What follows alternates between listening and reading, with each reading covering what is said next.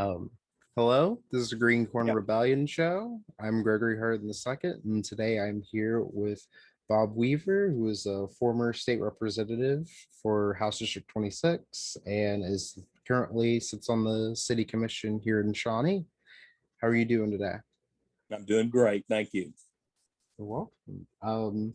First question I have here is where are you from and where did you grow up? I'm born and raised here in Shawnee. So I'm a longtime Shawnee boy. This is my hometown and I'm proud of it. All right, good to hear. So what let me see, what did I write here? Okay. What all had you done prior to entering politics and what made you want to go into politics? It probably started way back even in high school. I was class officer and I was state student council secretary. Um, I was in quite a few activities government wise. The governor's White House conference was kind of a big honor at the time. And, I, honestly, I never probably had a plan of running for office and being a politician, but my interest was always there.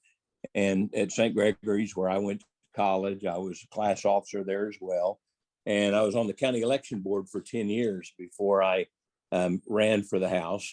And it was just one of those things that evolved. I previously worked for Dewey Bartlett and Henry Bellman. They were both U.S. senators, and I was on their staff in Ada and worked for them and got to meet with constituents and learn the job of what a politician does. And that's kind of my start. I didn't even plan to run for representative when I did, but I got a call about 3 days before filing, and a group of people encouraged me to run, and I was flattered, but I hadn't really given it any thought.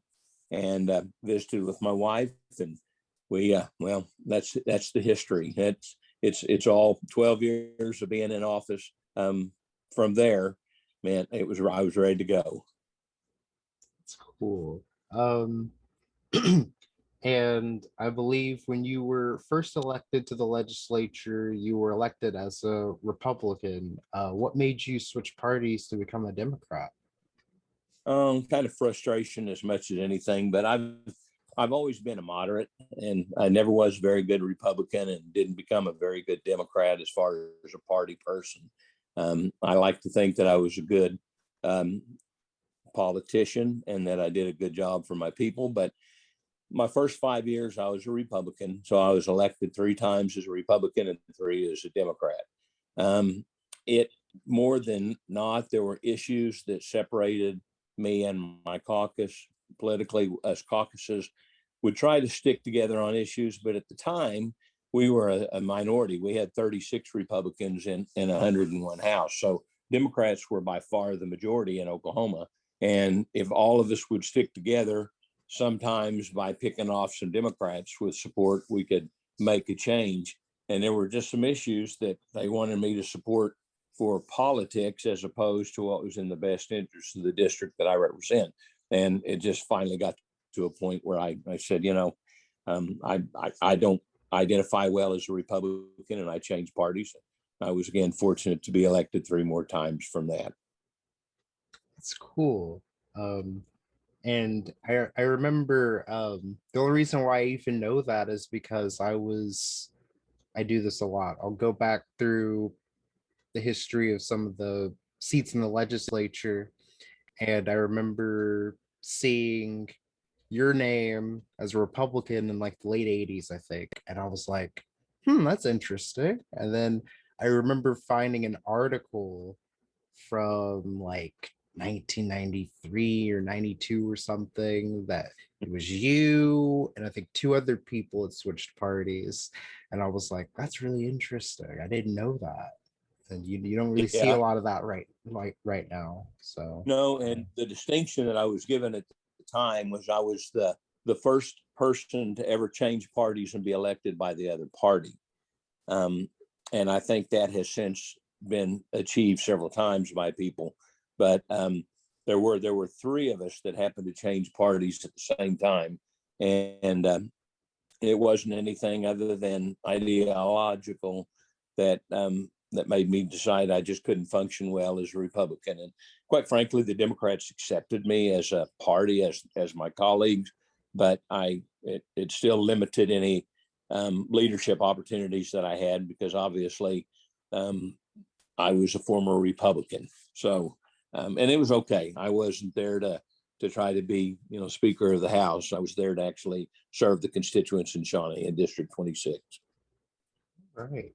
Um, Episodes of the Green Corn Rebellion Show are sponsored by Oklahoma Progress Now. Oklahoma Progress Now is a 501c4 organization focused on building progressive power in Oklahoma.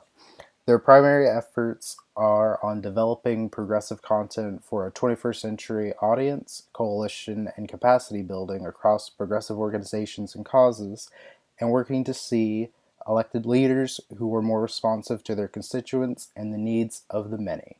Areas of focus include progressive messaging and communications, coalition building and resource sharing, and focused progressive policy goals. You can check out their Twitch live streams, and they go live on Facebook on at noon, Monday, Wednesdays, and Fridays. Please support this organization. It's a really great organization. It's just getting started here in Oklahoma. Thank you. Now enjoy the rest of the video. So, after you termed out of the legislature, what all did you do after that? And then what made you want to run for the city commission? I went to work for Canadian Valley Electric Cooperative. I was manager of marketing and economic development. And a couple of years after I was there, there was a vacancy on the city commission, and I actually applied for that vacancy, and I was selected by the other commissioners to fill that slot for a year until the next election. There were 2 years left on that term at the next election, and I ran unopposed. Only time I ever got by unopposed, but I was unopposed. And during that time, I made quite a name as far as being involved in the community. I always have been, because my dad was community service, and I learned from him and followed in his footsteps as best as I could. I was named Citizen of the Year, and I was, involved in a lot of other activities to where I got good accomplishments. And I, anyway, served on the city commission through that term. And then I just continued on with my community involvement and Canadian Valley work until I retired. So I've been retired now 4 years. A lot of people ask me, why did I want to run for commission when I was retired and living at the lake and having a good life? But quite frankly, there were a lot of issues within the city that I was concerned with. Us living at the lake, we know that the lake has been so sorely neglected for many, many years by the city. Um, this is my ward. I'm actually Ward 2, and I vowed that I'm going to do the best I can. This is part of Shawnee, and see if we can get support here as well as throughout the city. We've got so many issues and so many problems, and I'm working hard to try to see how much in my 4-year term that I can accomplish. But I've now finished my first year and are approaching right at my first year, and happy that I'm doing it. But some days I do wonder, why am I doing this? Um, Episodes of the Green Corn Rebellion Show were brought to you by Addie's Sugar Shack, located at 1228 North Interstate Drive in Norman, Oklahoma. Norman's new shaved ice concept. They feature 45 flavor options plus unique snacks. They love the vibe. It's worth the drive. Let's see. Um, Earlier this week, I read an article that said you and I believe, well, it's Ben Salter were in opposition to the mask mandate expiring in on April 30th. Yes.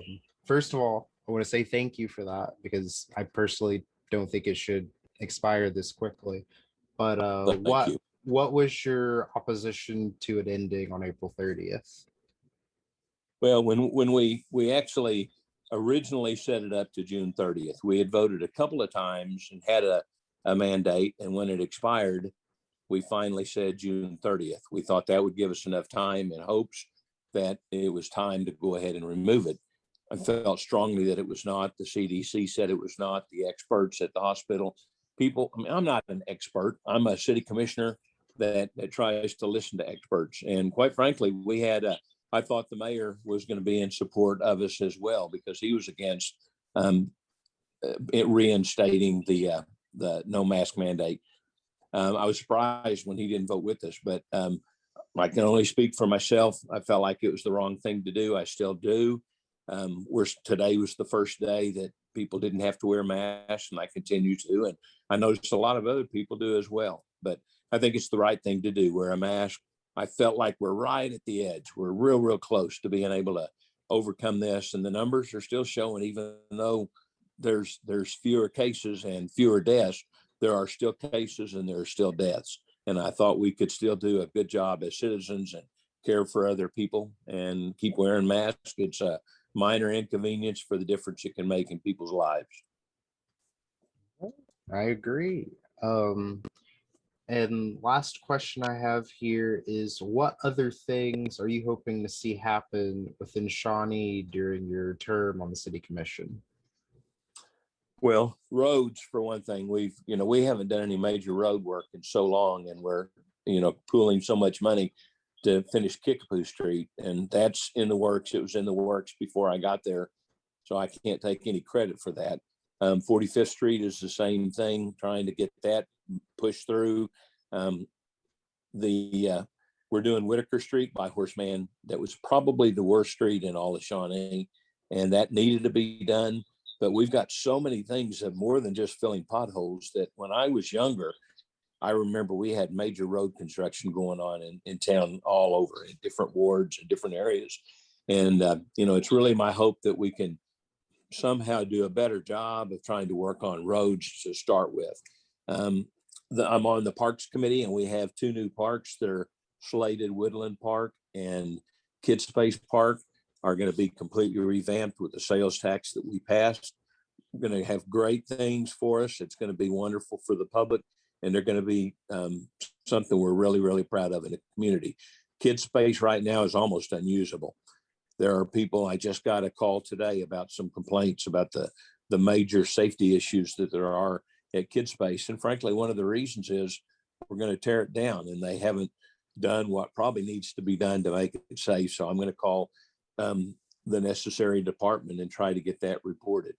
Water, we're going to do new sewer lines through Shawnee, which is significant. Our sewer lines are so old, and you've noticed the construction around town, or excuse me, where water lines have broken during the ice storm, and they're all in the middle of roads. And every road project that we do now, water lines, sewer lines are all going to be in the easement, no longer under roads. And that's a major deal too that we've got to do. Gosh, there's so many other things. The lake, let me just talk a minute about the lake. We have Isaac Walton Park, which is what's considered at the end of Lake Road. It's right around the corner from where I live. And that's where the Home Builders Cabin, which is now called Lakeside Wedding Venue, where the swim beach is, the original swim beach that Shawnee had. And it has the pavilion and campgrounds. And it is in such terrible shape. We're going to repave the road. They're going to work on the swim beach. There are areas of improvement that are to begin that haven't begun yet. And out here we have roads that need gravel so bad, but we don't have the resources in the city. I have gotten an allocation promised of additional money for gravel so that we can make just a dent in the terrible conditions that people are having to try to drive. But those are just a few things that are important, but gosh, there's so many important things. We have the homeless. I'm an initial part of the homeless coalition that's been formed. We know it's a problem. I think we're aggressively taking a good approach, and we've hired a coordinator who is just a ball of fire, and she's really, really working hard. And I think we're going to see some differences made in our community. All right. That sounds good. Thank you so much for coming on. It means a lot to get to talk with you. You're welcome. I'm sorry we had the issues, but we finally made it. Yeah.